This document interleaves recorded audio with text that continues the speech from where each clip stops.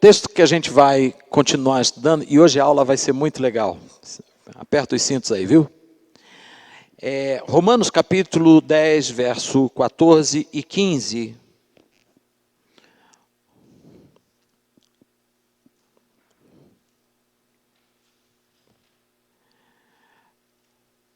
Romanos capítulo 10. Quantos aqui já conseguiram ler o livro de Romanos todo, do início ao fim? Eu te aconselho a ler. A carta aos Romanos é uma das coisas mais fortes do ensino de Paulo. A Fátima, hoje ela não está, que ela foi socorrer o filho dela. Ele estava precisando do médico, está muito gripado. E ela foi levá-lo ao médico. Tá? Eu queria... mas o Carlos está aí, ela falou que você vinha.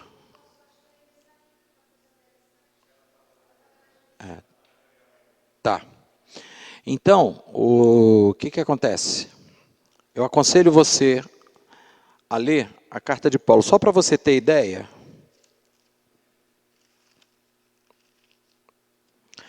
eu li o capítulo 8, são 39 versículos, pastor Lucas.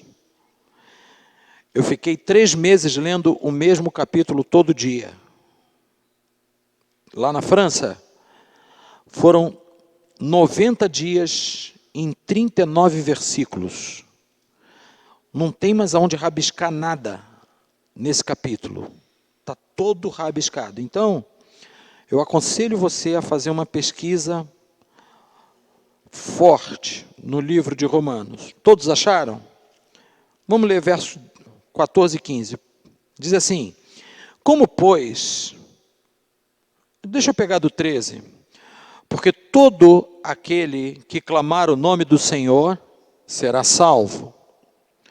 Como, pois, clamarão aquele em quem não creram? E como crerão naquele de quem não ouviram? E como ouvirão, se não há quem pregue? E como pregarão, se não forem enviados? Porque está escrito: conformosos são os pés daquele que anuncia as paz dos que anunciam coisas boas. Esse texto aqui vai ser a base do nosso estudo.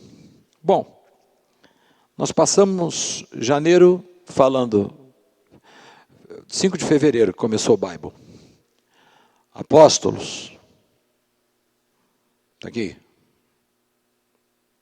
Depois nós passamos, acho que uns 2 meses falando sobre profetas. Aqui. Amém? Apóstolos, profetas. Agora nós estamos falando dos evangelistas. Bom, e eu passei por uma experiência essa semana que eu vou compartilhar com vocês, mas antes de compartilhar essa experiência, eu queria ler um negócio que eu estou preparando. Assim, o e-book não foi publicado, ele está pronto aqui, inclusive eu vou dar aula baseado nele, porque essa semana e a semana passada eu passei todos os dias no hospital. Então, eu não tive como editar o e-book, mas ele está escrito. A aula está escrita. Então, amanhã ele vai estar sendo disparado para vocês. Tá bom? Vocês não vão ficar sem o e-book dessa aula. Você tem telefone celular? Tá, mas aí eu posso imprimir a aula para você. Você tem telefone celular, Marcelo? 3. Pablito tem telefone? Tem. Então, você está no clube do Bible, do Bible CCJ, não? Para receber o e-book? Me dá teu número no final que eu quero botar você para você receber a literatura, tá bom? Digital. Então, eu quero ler com vocês esse texto aqui. Ó. O ministério do evangelismo é marcado por experiências profundamente verdadeiras com a cruz de Cristo e com o Espírito Santo. Nesta vivência, o evangelista tem um sentimento de urgência na pregação e no ensino da palavra. A convicção do amor de Deus pelo homem e a realidade de seu propósito eterno é a força que move o evangelista na direção do ID de Jesus. Para um coração abrasado nesse ministério, a convicção do poder restaurador da cruz de Cristo é algo que não permanece guardado numa caixa, trancado a 7 chaves. É uma boa nova que precisa ser compartilhada com todos. Assim, vamos ver nas Escrituras situações em que homens de Deus, impulsionados pelo Espírito Santo, se entregaram a esse ofício. Bom, nesses 2 parágrafos que eu li aqui, primeira coisa que eu quero destacar é que a obra do evangelismo, ela é resultado de uma profunda experiência com a cruz de Cristo e com o Espírito Santo. Ninguém que tenha passado por uma confrontação com a obra da cruz, porque quando a gente olha para a cruz de Cristo, o que a gente vê? Um justo sendo condenado por causa do meu pecado. Sim ou não? Então, essa cruz de Cristo mostra que Deus é supremo em amor por nós. E o apóstolo Paulo fala na carta aos Romanos, no capítulo 10, mas Deus prova o seu amor para conosco em que Cristo morreu por nós, sendo nós ainda pecadores. Vamos repetir esse texto? Frase por frase. Mas Deus prova seu amor para conosco, em que Cristo morreu por nós, sendo nós ainda pecadores. Romanos capítulo 10. Romanos capítulo 10. Depois você procura lá, tá? E aí, Paulo mostra para mim e para você que a nossa nova natureza, ela começa a existir exatamente de um confronto da nossa realidade de pecado com o amor de Deus. Eu sempre ouvi uma frase que diz o seguinte, que Deus não nos ama por causa das nossas qualidades, e que o verdadeiro amor, ele subsiste apesar dos defeitos. Vou repetir. Deus não nos ama por causa das nossas qualidades, porque o verdadeiro amor subsiste apesar dos defeitos. Quando a gente ama de verdade, a gente não para nas qualidades, a gente vai no apesar de. Hã? Sim ou não? Apesar dos defeitos. E Paulo diz isso. Cristo morre por nós, sendo nós pecadores. Então isso é prova de quê? Do amor de Deus. Quando eu me defronto com essa realidade, e quando o Espírito Santo preenche a minha vida de tal forma, isso que eu experimento passa a ser uma urgência na minha vida que outros experimentem também. Sim ou não? Cara, você tem que ver crente no primeiro amor. Ele prega o evangelho até para cachorro na rua. O cachorro passa, ele fala, Totó, vem cá. Deus ama você, Totó. E Deus quer salvar você. Não só você, como sua cadela e seus filhotinhos. Aliás, a Bíblia diz, em Atos 16, 32, Totó, presta atenção, crê no Senhor Jesus e serás salvo tu e tua casa. É assim o crente no primeiro amor. Hã? Então, essa urgência de pregar o evangelho, ela existe no coração do evangelista a partir dessa confrontação com o amor de Deus. Ele fala assim, se Deus me amou, porque, na verdade, o evangelista, a pessoa que se converte, verdadeiramente, ela não se julga melhor do que ninguém. Muito pelo contrário, ela se julga pior do que todo mundo. O apóstolo Paulo diz assim, eu sou o maior de todos os pecadores. Você tem ideia do que é isso? É a necessidade que existe em nós de reconhecer a Ele como a nossa suficiência. De olhar e dizer assim, Senhor, tem um cântico antigo, Vlad conhece essa. O Vlad é o rei do cântico antigo, né? Aqui. Cadê Vlad? Você? Abre aqui o tecladinho para o seu amigo. Esse aqui é antigo, hein? Sem ele eu nada seria. Sem ele não sei andar. Sem ele eu vagaria como um barco no imenso mar. Cristo, ó Cristo, queres hoje aceitar esse amigo sem par, ó Cristo, ó Cristo,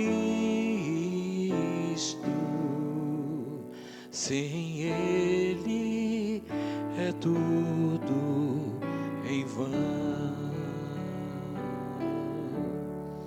Então, é essa consciência que vai fazer você olhar e dizer assim, caramba, se ele me ama tanto assim, ele ama qualquer um. Porque eu sou o pior de todos. Quando a gente está vivendo pelo fingimento e diminuindo a obra da cruz de Cristo, lembra que a gente tratou disso no discipulado? A gente vai julgar as pessoas sempre melhor a gente do que os outros.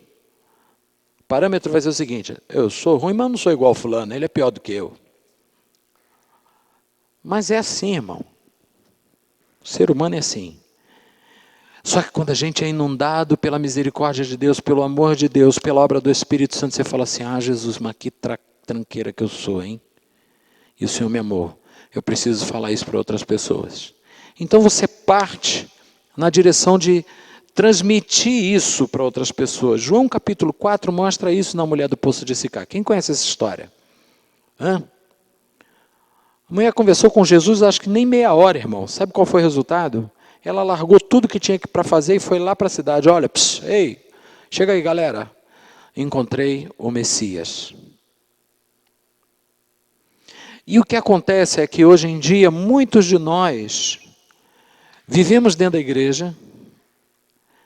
Eu vou falar um ditado bem estranho. Que o mundo acaba em barranco para eu morrer encostado. Tem gente que está vivendo essa realidade na fé. Porque ele já resolveu o problema dele. Então, que Deus cuide de todos e cada um cuide de si. Aleluia. Eu não estou preocupado em pregar para ninguém. Eu estou preocupado em resolver o meu problema, mas não é esse o chamado que Deus tem para a igreja. E eu vou dizer uma coisa para você, nem todos são apóstolos, nem todos são profetas, embora todos possam profetizar, nem todos são pastores, nem todos são mestres, mas todos são chamados ao evangelismo. Todo mundo é chamado ao evangelismo. Aí quando você vai falar de evangelismo, a gente vai pensar num cara que top. Atos capítulo 8, não precisa abrir não, depois você abre, lê em casa. Porque a gente vai ter um exercício aqui hoje. Papai. Olha, o rapaz que a gente vai estudar agora, o homem de Deus chamava-se Filipe. O nome Filipe é um nome grego, significa amigo dos cavalos. Davi também é cultura, diga aleluia. Irmão, esse camarada ele não era um pastor, ele não era um presbítero, ele era diácono da igreja de Jerusalém. Diácono. Só que ele era cheio do Espírito Santo. E esse camarada, no livro de Atos, capítulo 8, começa a falar de como Filipe se movia. Atos capítulo 6 fala da instituição dos diáconos na igreja de Jerusalém. Teve um problema lá na igreja que a viúva dos gregos estavam mais bem tratada do que as viúvas dos judeus. Aliás, as viúvas dos judeus estavam mais bem tratadas. E aí começou a ter problema. Viúva que está sem dinheiro, que não recebe ajuda da igreja, com viúva que recebe ajuda, e está uma confusão danada. Os apóstolos levantaram e falaram assim, presta atenção aqui, filhinhos, titia. Eles falaram assim, tá? Titia, presta atenção aqui. Não é lícito que deixemos a palavra para cuidar das mesas. Escolham dentre vocês varões cheios do Espírito Santo, de boa fama, para que se encarreguem deste importante negócio. Quanto a nós vamos nos aplicar a oração e a palavra. E aí, dentre os caras escolhidos, um foi Filipe. Tinha que ser cheio do Espírito Santo. Aí, Marcelo, o Filipe, servindo a igreja, um dia, Deus manda ele para Samaria. Rapaz, quando esse menino chegou em Samaria, ele chegou tão cheio do Espírito Santo que ele começou a fazer sinais e maravilhas na cidade de Samaria. Mas era uma manifestação de curas, de poder e de milagre. Minha filha, que a notícia chegou em Jerusalém, os apóstolos disseram, vamos lá ver o que está acontecendo, hein? Nós mandamos um diácono. E a chapa esquentou lá, que o negócio está fervendo, fervo pentecostal. E aí quando os apóstolos chegam lá, eles podem testificar da poderosa obra do Espírito Santo. Bom, primeira coisa que a gente vê no Filipe é que para ele trabalhar como evangelista, ele era o quê? Cheio.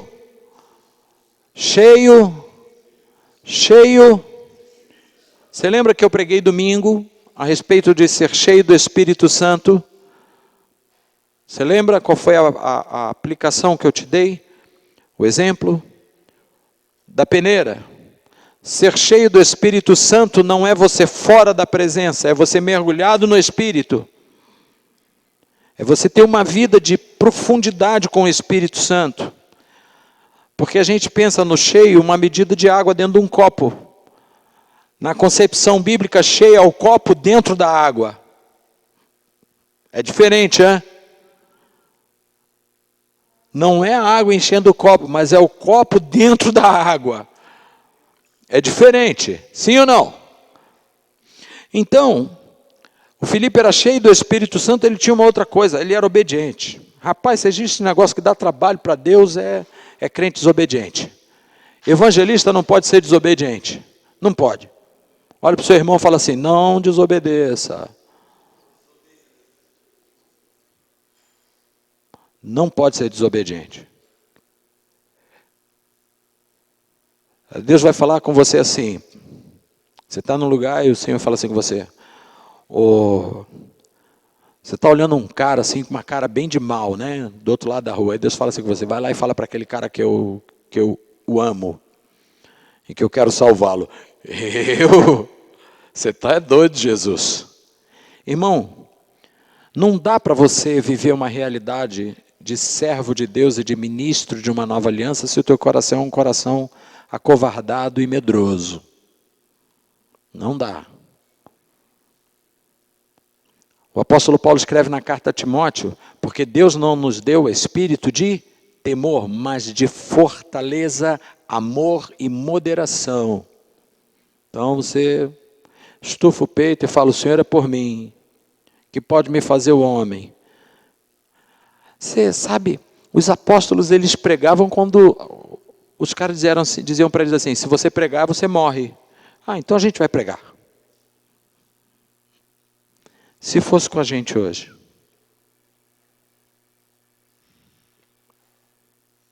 Se você falar de Jesus aqui, você perde o emprego. Tá bom, prometo, não falo mais.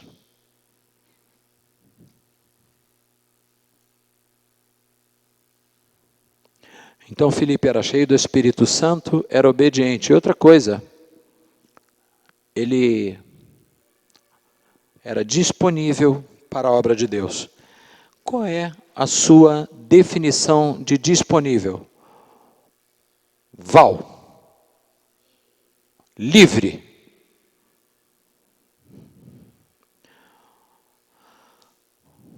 Vanessa, Sua definição de disponível. Disposto.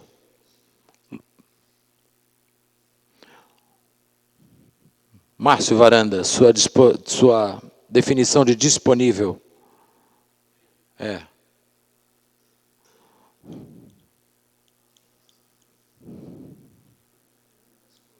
Diz umazinha.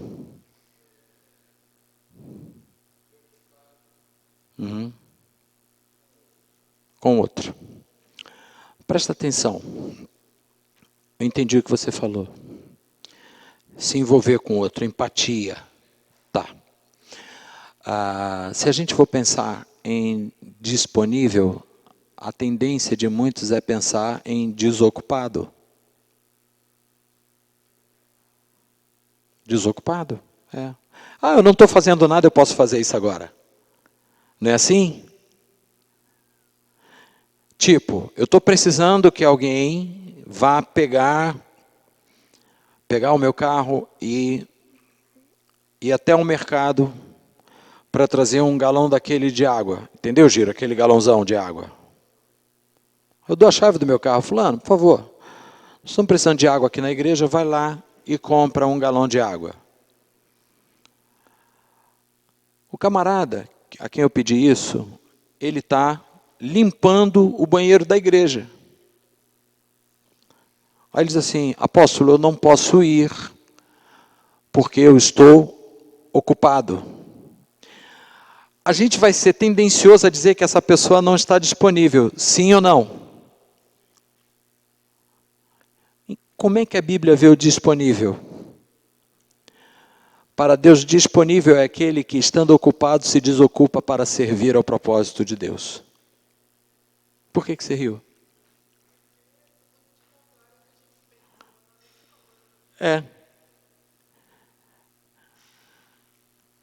Primeiro que Deus não chama ninguém desocupado. Ele só pode falar. O disponível?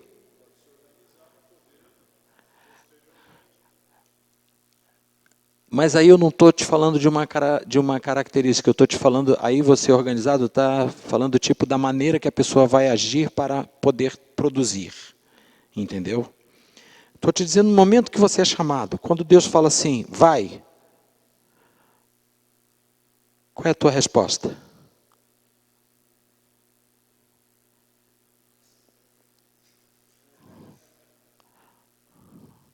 Senhor, deixa eu primeiro enterrar meu pai. Deixa eu primeiro enterrar meu pai. Você já leu essa parábola? Um homem mandou fazer um baita banquete, boca livre, churrasco, lasanha, pizza, tubaína, paçoca, tudo à vontade. E mandou o empregado dele chamar as pessoas na rua, os convidados ilustres. Vai na casa de fulano, chegou na casa de fulano, você pode ir lá, vai ter um banquete. Ah, rapaz, eu vou vender uma fazenda. Ah, tá bom. É disponível? Está ocupado, né? Por isso que a palavra não vê disponibilidade como falta de ocupação. Palavra de Deus vê disponibilidade como prioridade, não inversão de prioridade, mas valoração do que é prioritário. Tipo, primeiro o reino, a sua justiça, depois as outras coisas. Entendeu? Então o evangelista, ele tem essa... O Filipe fez isso, ele estava em Jerusalém, o Senhor falou com ele, desce para a estrada que liga Jerusalém para Gaza, porque a estrada está deserta. Irmão, olha só para onde Deus está mandando o cara. Para um lugar que não tem ninguém. O cara é um evangelista. De boa. O que você pensaria? Senhor, eu gosto de pregar o evangelho, se não tem ninguém, eu vou falar com quem? Com lagarto? Mas tinha alguém para passar ali. O evangelista, ele não quer saber se ele vai falar de Jesus para 10 ou para 50. Eu já acho que contei essa experiência aqui para vocês. Um dos maiores evangelistas do século XX chamava-se Billy Graham, é um pastor americano, morreu com 90 e poucos anos. Esse homem pregou para 200 milhões de pessoas. Ele entrou na Coreia do Norte, na extinta União Soviética. Ele orou por 20 presidentes dos Estados Unidos e quando ele morreu, o corpo dele foi velado no Salão Oval da Casa Branca. Um homem honrado. O FBI e a CIA empreenderam uma investigação que varreu a vida do Billy Graham desde a infância até o final para achar um erro. Não acharam nada. Cara, sério.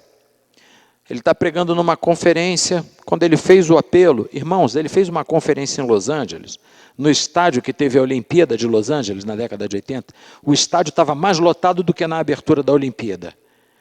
É um negócio absurdo quando o cara... Ele veio no Brasil, eu tinha 8 anos de idade, eu fui assisti-lo no Maracanã.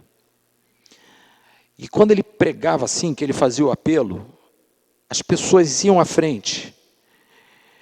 Mas era muita gente se convertendo. E numa dessas cruzadas, quando ele fez o apelo, desceu aquela multidão da arquibancada e foi confessando a Cristo, muitas chorando. Aí um garoto está sentado do lado de um velhinho, e olhou e falou assim para o velhinho, isso que é pregador, né? Caramba, olha como é que o cara pregou uma mensagem poderosa, um monte de gente se converte. E o velhinho, é verdade, Deus usa esse homem. O senhor já ganhou alguém para Jesus? Aí o velhinho falou, ganhei uma pessoa. Quantos anos o senhor tem de evangelho? 60 anos. 60 anos de evangelho. Ganhou um.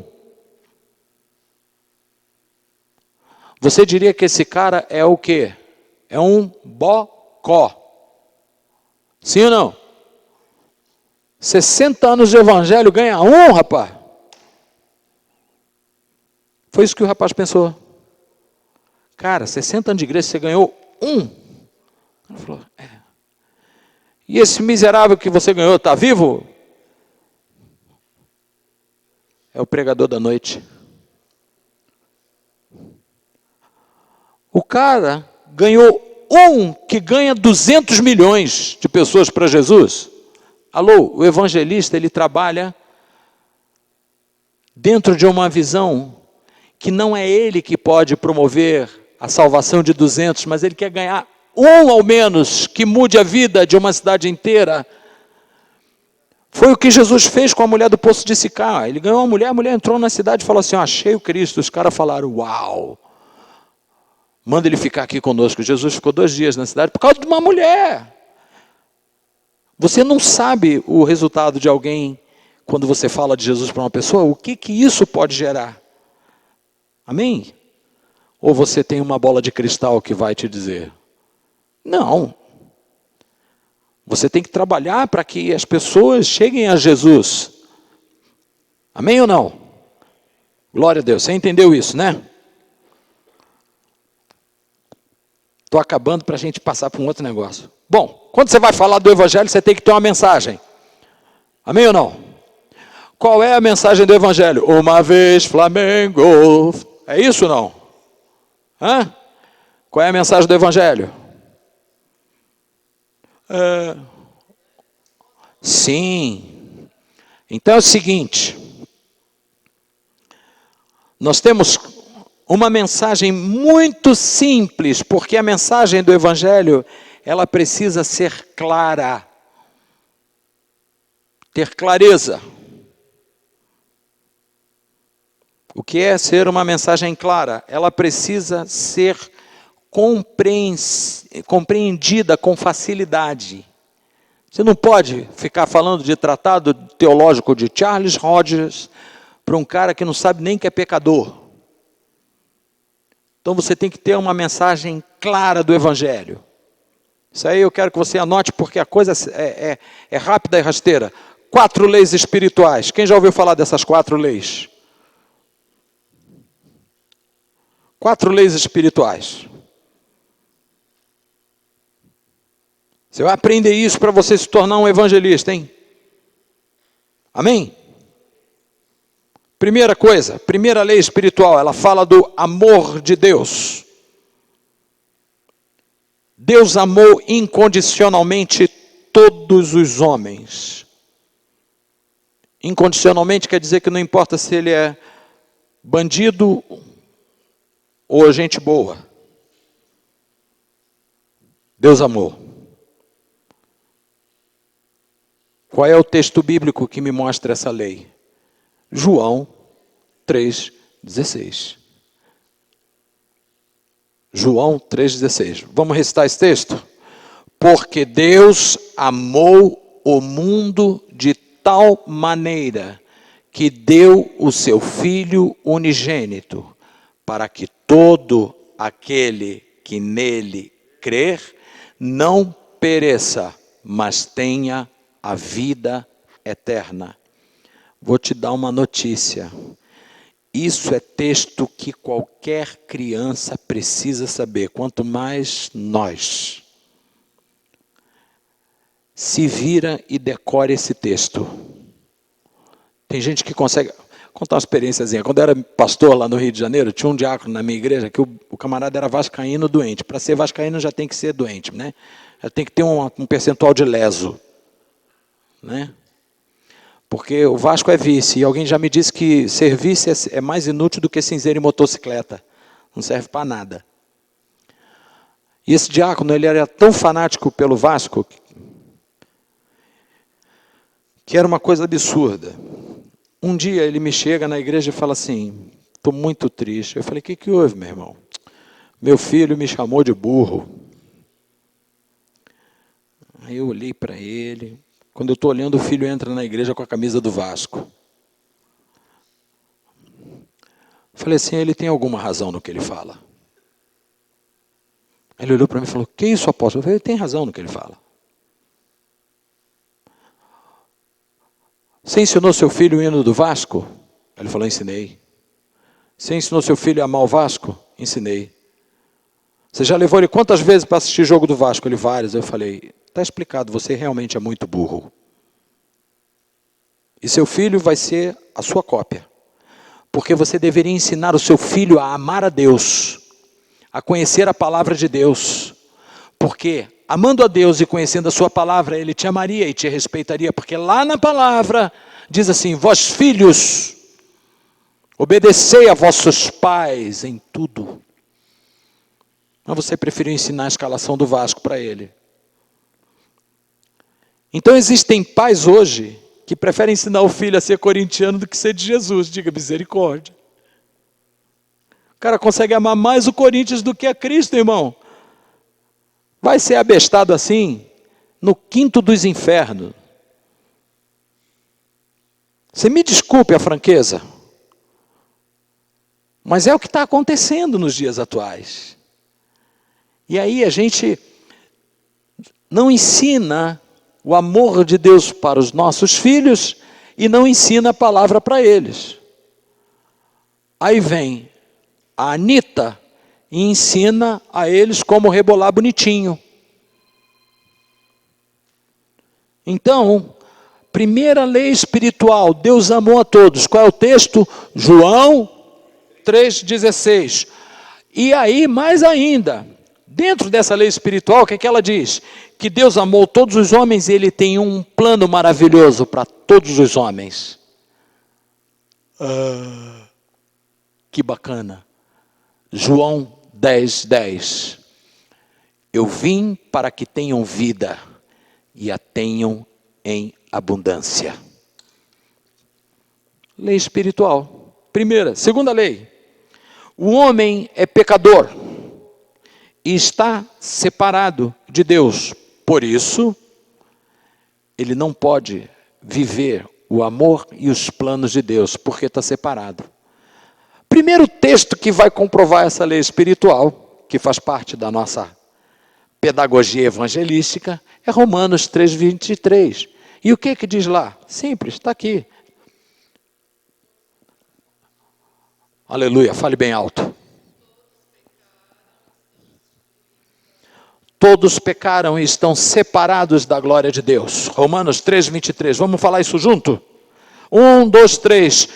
Todos pecaram e estão separados da glória de Deus. Ou seja, o pecado é a separação do homem de Deus.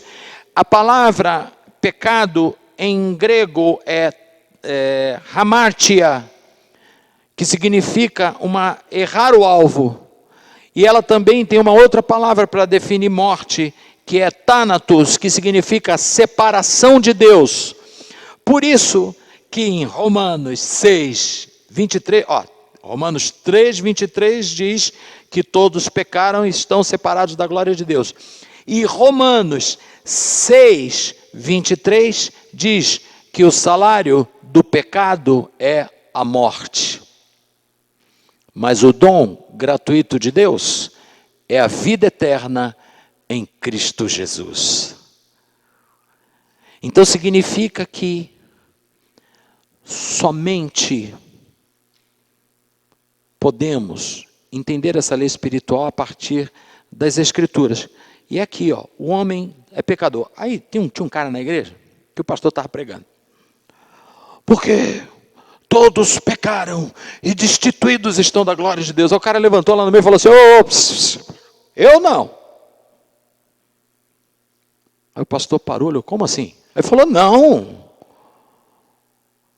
Essa mensagem não serve para mim. Aí o pastor, como não? Não, pastor, o senhor está enganado. Serve para qualquer um, para mim não. Minha mulher está aqui. Nós somos casados há quantos anos? 25. Ele falou, quando foi que eu deixei de te honrar, te amar e cuidar de você? Ela, nunca. Eu sou um excelente marido. Ela falou, o mais excelente do mundo. Ele falou, 1-0 para mim, pastor. Presta atenção, hein? Meus filhos estão aqui. Fica de pé aí, meninos. Os rapazes ficaram de pé. Eu sou um bom pai? Maravilhoso. Sou mesmo? É. Cubro vocês de carinho? Pô, faltou alguma coisa para vocês? Não. 2-0 para mim, pastor. Meus empregados estão aqui. Ô João, levanta aí. Atrasei teu salário algum dia? Nunca, patrão. Quantos anos você trabalha para mim? 18. Sou um excelente patrão? Maravilhoso. 3-0, pastor. Essa mensagem serve para qualquer um, para mim não. Sou um homem de moral ilibada. Não existe ninguém que possa indicar qualquer erro meu. Aí o pastor baixou a cabeça, o Espírito Santo falou assim, pergunta a ele sobre o biscoito.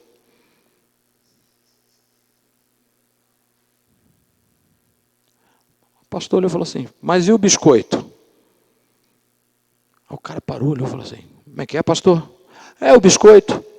Ô, pastor, o que o senhor está falando? Não, tem um negócio de um biscoito aí no meio. Aí o pastor viu que o cara tremeu e cresceu na cancha, né? Vai, irmão, fala aí. Vai, confessa. Aí o cara veio no púlpito chorando. Ele vinha de uma família de 4 irmãos. Ele era o mais novo. Família muito pobre. O pai comprava um pacote de biscoito recheado, doce, que aqui não é biscoito, aqui é bolacha. Amém? Comprava um pacote de bolacha traquinas. E o sibilante do S fica 2 dias aqui em São Paulo, né? Traquinas.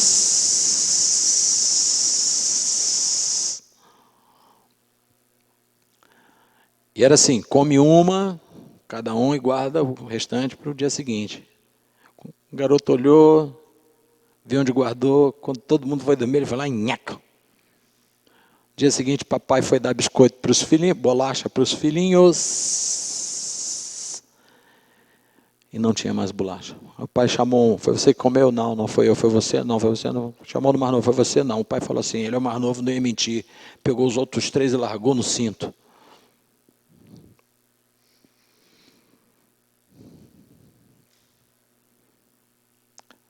Olha para o seu irmão e fala assim, tem um biscoito. Meu irmão, não tem esse que não tenha pecado. É lei espiritual, irmão. É lei. É lei. A palavra do Senhor diz, se nós dissermos que não temos pecado, nós fazemos Deus mentiroso. Todo mundo, eu. Então, quando a lei espiritual, que a gente está estudando aqui, o homem é pecador, a gente tem amparo para dizer isso. Primeira lei, Deus ama você. Segunda lei, o homem é pecador. Terceira, Jesus Cristo é a única solução para o homem pecador. Texto, Romanos 5:8. Mas Deus prova o seu amor para conosco. Eu tinha dito que era 10, não, é Romanos 5. Mas Deus prova seu amor para conosco em que Cristo morreu por nós, sendo nós ainda pecadores. Jesus Cristo é a solução para o homem pecador. Jesus Cristo é a solução para a minha vida, para a sua vida. Outro texto, 1 Coríntios 13, 15, 6. Aliás, 15, 3. 1 Coríntios 15, do verso 3 ao 6. Mas eu estou empolgado aqui. Porque primeiramente vos comuniquei o que também recebi, que Cristo morreu pelos nossos pecados, segundo as Escrituras, e que foi sepultado e ressuscitou ao terceiro dia, segundo as Escrituras. Por que que Jesus é a solução para todo homem? Querido, eu tive uma experiência numa viagem para Israel que foi fascinante. Nós chegamos, a nossa conexão foi a primeira vez que eu fui a Israel. Eu já viajava para a Europa desde 2007, mas eu nunca tinha ido na França. E aí, nessa viagem para Israel, o nosso voo atrasou e nós perdemos a conexão em Paris para Tel Aviv, Israel. Então, nós tivemos que ficar um dia inteiro em Paris. Foi horrível, né, irmão? Puxa vida. E aí, pegaram um ônibus, colocaram a gente dentro para fazer um city tour em Paris. E nos levaram perto da Torre Eiffel. Não dava para a gente chegar lá, porque era uma fila imensa de gente para subir no elevador e o nosso horário não era muito favorável. Nós ficamos de longe, em cima de um platô assim que você consegue ver a Torre Eiffel, bonitona. E do lado esquerdo da torre tem uma cúpula dourada. Foi a primeira visão que eu tive daquela cúpula dourada, mas é linda. Aí eu chamei o guia turístico e falei com ele, que cúpula é aquela ali? Ele falou, aquilo ali é uma construção feita para o sepulcro de Napoleão Bonaparte. Eu falei, tá bom. Dourada, mas assim, a cúpula é de ouro mesmo, um negócio bonito. Voltamos para o Brasil e tal, fui para Israel, beleza. Na segunda vez que eu fui a Israel, no ano seguinte, nós passamos 3 dias em Paris, diga aleluia. Aí deu para passear, irmão. Aí eu falei, quero ir lá na cúpula dourada. Sabe o que era a cúpula dourada? Irmão, quando eu entrei lá, é um negócio assim, indescritivelmente lindo. Mármore Carrara rosa. Umas colunas dessa altura aqui, com anjos assim, esculpidos em mármore. Os caras com aquelas asas assim. E a tumba de Napoleão é suspensa por 4 colunas de mármore.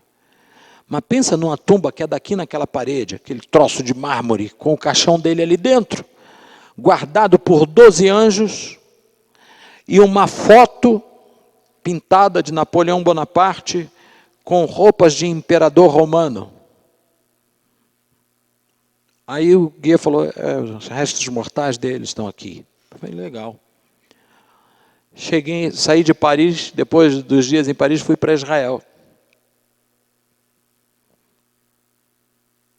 Chegamos em Tel Aviv, subimos para o norte, começamos descendo de Jope até Jerusalém. Chegamos em Jerusalém, nós fomos no Jardim da Tumba. Pensa num negócio simples.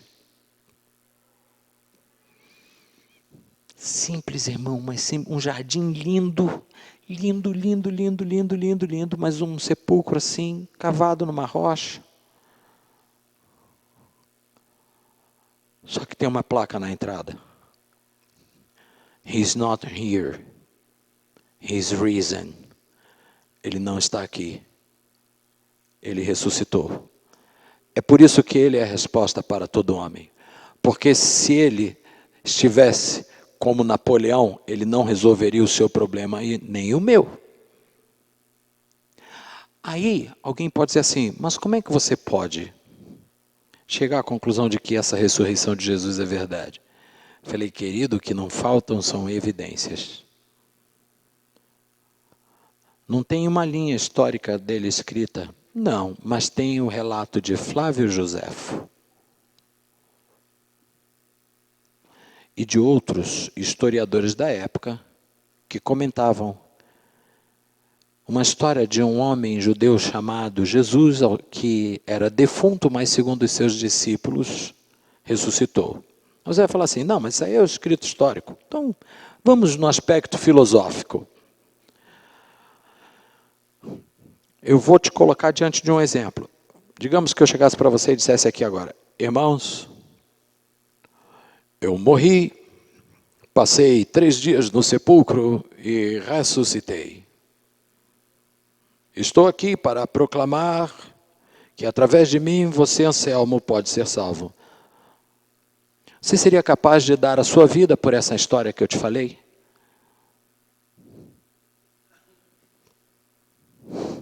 Você daria a sua vida por essa história que eu te falei? Você daria a sua? Você daria a sua, filho? Quem é o trouxa que ia fazer isso? Daria a sua vida, Pablo? Acreditando nessa minha história, se alguém disser, você acredita no Davi? Se você disser que acredita, eu mato você. Irmão, na hora você ia falar, passa amanhã, eu vou acreditar nesse cara. Nada. Se Jesus não tivesse ressuscitado, você acha que os apóstolos teriam morrido da maneira que morreram? Esse é o aspecto filosófico. Aí você pode dizer assim, mas os xiitas do Hamas, eles morrem acreditando no Hamas. Aí eu parto para a segunda pergunta. Beleza.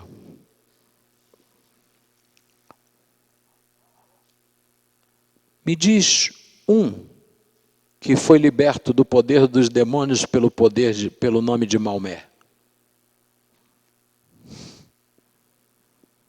Sai, demônio, em nome de Maomé. Já viu? Já viu alguém?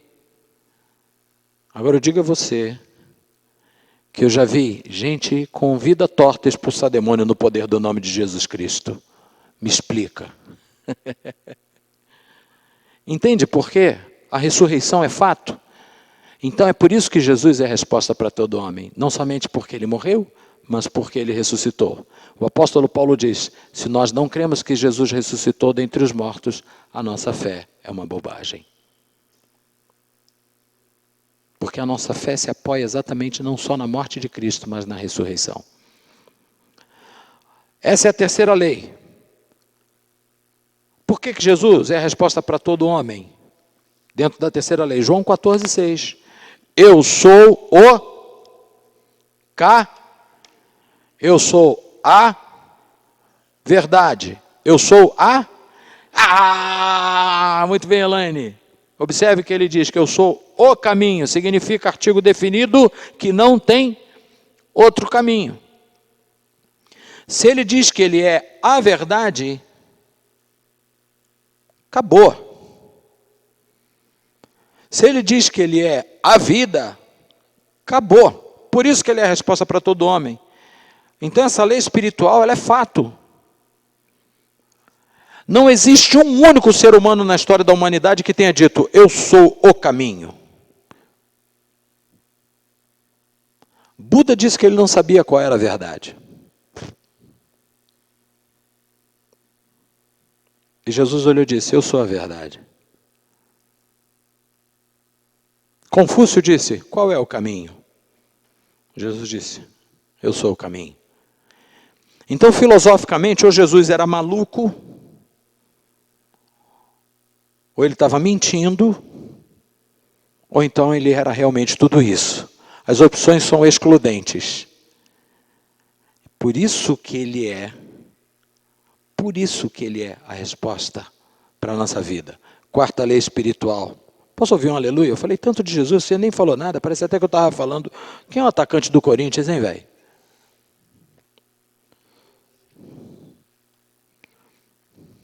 Cadê a quarta lei espiritual, papai? Não deixa eu passar vergonha, não. Meu Deus. Quarta lei espiritual. Todo homem precisa receber a Jesus como Salvador. Se ele é a resposta, a gente precisa recebê-lo como Salvador. Como é que se faz isso? Através de um convite que Jesus faz. Recebemos a Cristo pela fé. Efésios 2:8. Pela graça, sois salvos por meio da fé. Esse é o primeiro texto que eu quero que você anote aí. Segundo texto. Recebemos a Cristo por meio de um convite. Olha o que Jesus falou, cara. Mateus 11:28. Vinde a mim, todos vós que estáis cansados e sobrecarregados, e eu vos aliviarei. Aí, num outro texto, João, Evangelho de João, capítulo 6. Estou acabando aqui para a gente entrar no nosso exercício. Cara, eu estou doido para fazer esse exercício com vocês. João 6,37. Tudo o que o Pai me dá, virá a mim. E quem vem a mim, de maneira alguma o jogarei fora. João 6,37. Para você pregar o Evangelho, você vai ter que decorar esses textos. Amém, Carlinha? Você anotou tudo que eu falei? Estava no hospital com a pastora ontem. Aí teve a troca de plantão de manhã cedo. E eu acordo de manhã e digo assim, Jesus, eu estou disponível. Quero falar do Senhor para alguém. Entraram 2 enfermeiras. Bom dia. Olha, nós somos as enfermeiras que vamos cuidar da senhora agora de manhã. Eu olhei para uma e o meu olhar fixou nela. E eu falei, eu vou falar de Jesus para essa moça. Aí ela fez o que tinha que fazer, saiu, mas muito simpática, cuidou da minha esposa com um carinho. Quando ela voltou, eu falei assim, o que você precisa para ser feliz? Ela olhou para mim, não, eu perguntei assim, você ganha bem? Ela olhou para mim, como? Eu falei, teu salário é bom? Ela falou, não. Mas você é feliz? Aí ela ficou me olhando assim. Falei, você acha que se você tivesse muita grana, você seria feliz? Aí ela, não sei. Falei, então vai embora, depois a gente conversa. Irmã, ela voltou no quarto 5 vezes. E eu só chutando ela. Eu estava escrevendo a aula do Bible. Ela entrou, eu de costas estava na mesa, de costas continuei. Ela passou por mim umas 3 vezes assim, tipo, fala comigo aí, o que eu faço para ser feliz? Eu estou aqui, não estou nem aí para ela. Estou igual Jesus, mudo. Aí veio o neurocirurgião e falou assim, e aí, vamos para casa? Aí eu falei, já? Ele falou, é. Eu falei, vamos. Ele falou, vou mandar a enfermeira vir aqui para tirar os acessos. A pastora Márcia estava com muitos acessos intravenosos, né? Aí, quando ele saiu, ela entrou. Eu falei, eu não vou falar antes, não, que ela vai mexer na veia da minha mulher, isso pode dar ruim, né? Vamos esperar ela acabar. Aí ela acabou, quando ela está passando o álcool, eu falei assim, Mariana, deixa eu te fazer uma pergunta. O que você de fato precisa para ser feliz? Eu vou te dizer uma coisa. Eu ganhei muito dinheiro. E o dinheiro que eu ganhei na minha profissão, irmãos, eu ganhei muito dinheiro. Eu vivia com dinheiro todo dia. Eu entrava no estúdio, gravava 4, 5 horas de gravação, eu saía com 3 mil reais no bolso. E eu cheirava os 3 mil todo dia. Por isso que eu agora estou tendo que fazer um enxerto ósseo na face, porque a cocaína comeu o seio da face. Aí, mas eu ganhava muita grana. Aí, eu falei com ela, eu ganhei muito dinheiro, mas o dinheiro não resolveu o meu problema. E sabe o que acontece, Mariana? Tem gente que está buscando felicidade no dinheiro. Aí não tem dinheiro, fica infeliz. Aí quando consegue o dinheiro, perde outra coisa. Perde o casamento. Ela ficou me olhando assim. Eu falei, Eu vou te dizer, eu vivi 18 anos usando cocaína porque eu queria ser feliz. Não é porque eu fosse um vagabundo ordinário. Eu queria ser feliz. Como eu não conseguia, pelos mecanismos naturais, eu mergulhei na droga, porque a droga me dava meio que uma anestesiada, eu achava que era feliz, né? Até o dia que eu percebi o que me faltava. Sabe o que me faltava? Perdi família, perdi casamento, perdi dinheiro, perdi tudo. Fiquei na tanga. Aí eu percebi que o que me faltava era a presença de Deus na minha vida. Ela começou a chorar.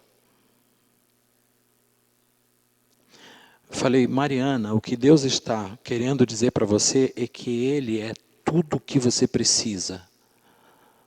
Você tem um casamento e você tem colocado as esperanças da sua vida no seu casamento.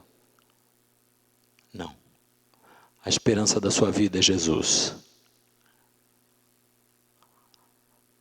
Você quer recebê-lo como Salvador agora? Ela em prantos, ela disse, eu quero Jesus agora. Falei, então vamos orar. Repete essa oração comigo. E ela fez a oração de confissão. E eu falei, Mariana, presta atenção numa coisa. Você precisa desafiar a sua fé a crer em Deus. E eu não dei o meu número de telefone para ela. Eu falei, Senhor, se ela realmente tomar essa decisão, é ela que vai pedir o telefone. E eu não vou dar o meu. Aí ela olhou para a pastora Márcia e falou assim, você pode me dar o seu telefone? Eu falei, yes. Uma outra ocasião, eu estou dentro do ônibus. Aí eu falei, Jesus, eu tenho que falar de alguém, para alguém do Senhor aqui. Escolher um maluco aí para eu catar. Aí encontrei minha mulher, não falei dentro do ônibus, eu fiquei frustrado, né? Encontrei minha mulher, entramos numa sapataria, num shopping. Ela falou, quero comprar uma sandália. Eu falei, está precisando, vamos entrar numa loja. Quando nós entramos na loja, eu olhei assim, um monte de vendedor, a loja vazia. Aí eu falei, dá um auxiliar aqui para minha esposa. Aí quando ela pegou, minha mulher levou assim para um sofá para ver um negócio lá para o pé. Eu parei, olhei e falei assim, no meio da loja, é coisa de maluco, né? Eu gritei assim na loja, é coisa de maluco. Aí as vendedoras pararam, aí vieram, me cercaram. O senhor está bem? Eu falei, não, estou bem, só que é coisa de maluco. Aí ela falou, o que é coisa de maluco, moço? Aí eu falei, é a gente falar com um cara que a gente não vê, acreditar num cara que a gente nunca viu, e ainda entregar a vida para alguém que a gente não conheceu antes. Isso é coisa de maluco, minha filha. Quer outra? Largar tudo que eu já vivi, com dinheiro, com um uísque do bom, para um cara que eu não vejo ele nunca. Ela ficou me olhando assim, como é isso? Eu falei, é porque eu deixei tudo isso para seguir a Jesus. E comecei a pregar o Evangelho. Bom, o que isso está mostrando para mim e para você? Que o evangelista, ele está atento para evangelizar através de uma estratégia clara e revelada pelo Espírito Santo. Meu velho,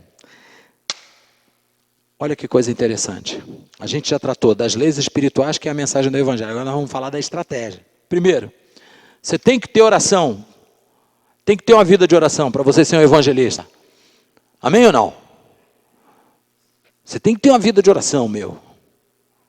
E não é aquela oração sem vergonha do almoço. Faça mal, faça bem, em nome de Jesus, amém. Não é isso.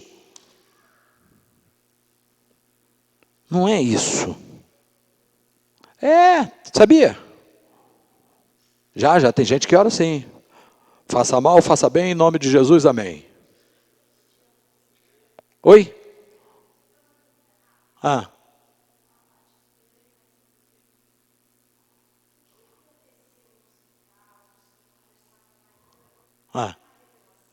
Não.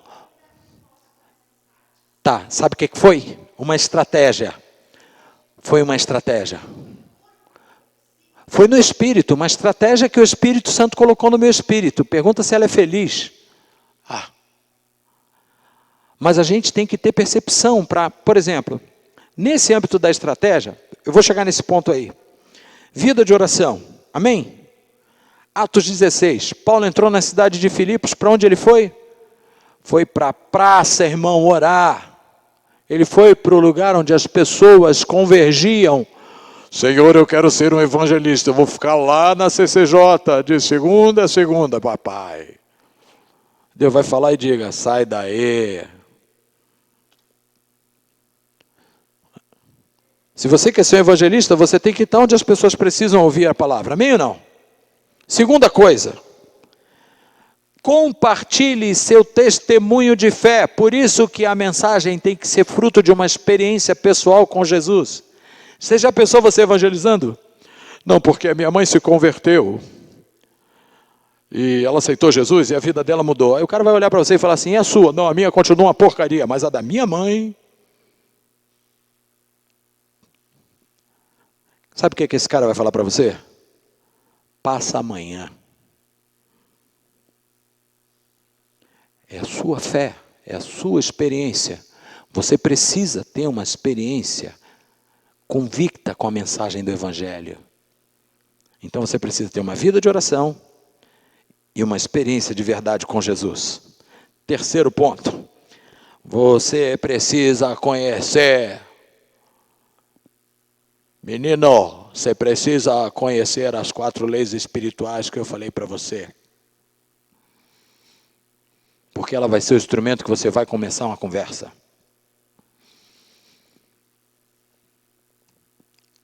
Leis espirituais.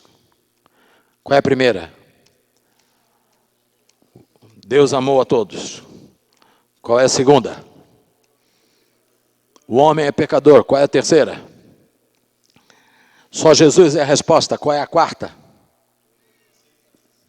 Você tem que aceitar Jesus, senão você está no sal. Você imagina, na estratégia, você chega... Um nóia. Diletos, com a mão assim, ó. Lugar cheio de nóia. Diletos ouvintes, lá na Praça da Sé. Diletos ouvintes da poderosa, gloriosa, magnífica, inoxidável palavra de Deus. O nóia vai olhar para tu e vai falar, qual é? Sai daí, meu irmão. É assim ou não é?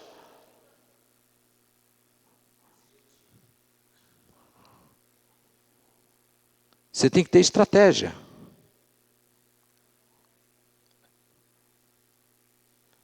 Você tem que comunicar o seu testemunho de fé.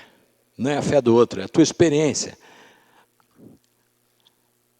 Seja cheio do Espírito Santo, igual o Felipe. Meu irmão, sabe o que acontece? Nesse lance da estratégia, tem um cara em Buenos Aires, aliás, Córdoba, Lucas Conslier. Já cansei de falar desse menino, um baita de um compositor. Ele está em casa orando. Aí o Espírito Santo fala assim para ele, Lucas, sai e vai para a rodoviária. Aí ele pega a mochila dele e vai para a rodoviária. Está vendo aquela mulher ali, Lucas? O nome dela é Maria do Rosário. Falei bonitinho, Rosário? Maria do Rosário. Ela está com um problema de câncer. Eu vou curar ela agora. E ela vai me receber como Salvador. O Espírito Santo comunicando a estratégia. Uau! Top, né? Top. Eu estava na Suíça, eu passei por uma experiência semelhante. O Espírito Santo me dá detalhes da vida do ministro do Cantão de Geneve. A gente sentado tomando um café no Starbucks e Deus me dizia a vida do cara. Foi tremendo. Última, busque conhecer pontos em comum para começar a estabelecer uma conexão com a pessoa. Qual foi a chave que eu tive para começar a conversar com a Mariana? Você é feliz, Mariana? Primeiro que você tem que ser carismático. Você não vai chegar para a pessoa para falar, ô, perturbado, você está indo para o inferno. E eu odeio você, hein? É assim que você vai pregar o evangelho? Imbecil, topeira, abestado. Se você não aceitar Jesus, o açafrão já está assando no caldeirão para você cair lá dentro de cabeça. Não é assim, irmão. Você vai chegar com compaixão, empatia. Amém? Bom, agora eu quero fazer um exercício. Eu fiz um curso de religiões para conhecer se não todas, mas uma boa quantidade de religiões, seus princípios de operação, sua teogonia. E eu estudei sobre candomblé, umbanda, quimbanda, magia negra, catolicismo, shintoísmo, budismo, taoísmo, catolicismo e espiritismo kardecista. Tinha um pastor lá no Rio que ele andava de madrugada de moto. Ele era mestre em teologia, formado pelo seminário Cross for the Nation, no Texas. Aí, ele conhecia tanto de candomblé, que quando ele via alguém arriando um despacho, ele já parava do lado, de madrugada, de moto, jaqueta preta, e tá a mulher lá, tum-tum jacutá, venha para cá, tum-tum jacutá, venha para cá.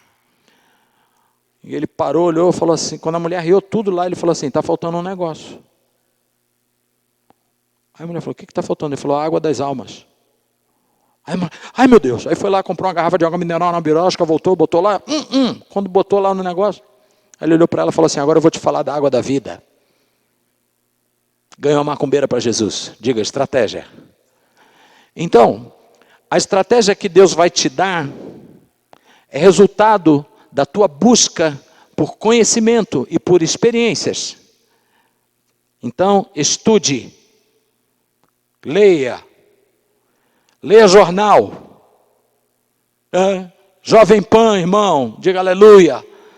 Pingo nos Is, Jornal Nacional não. Pingo nos Is, posso ouvir um glória a Deus? Jornalismo isento. CNN está comprometida lá com o dragão da China, sabe disso, né? Band está aliançada com eles. Esquece esse negócio. Jornalismo isento. Vai ouvir Alexandre Garcia. Não me pagou uma prata, mas eu estou falando do seu nome. Alexandre Garcia, ouça. Porque vai aparecer uma oportunidade que você vai...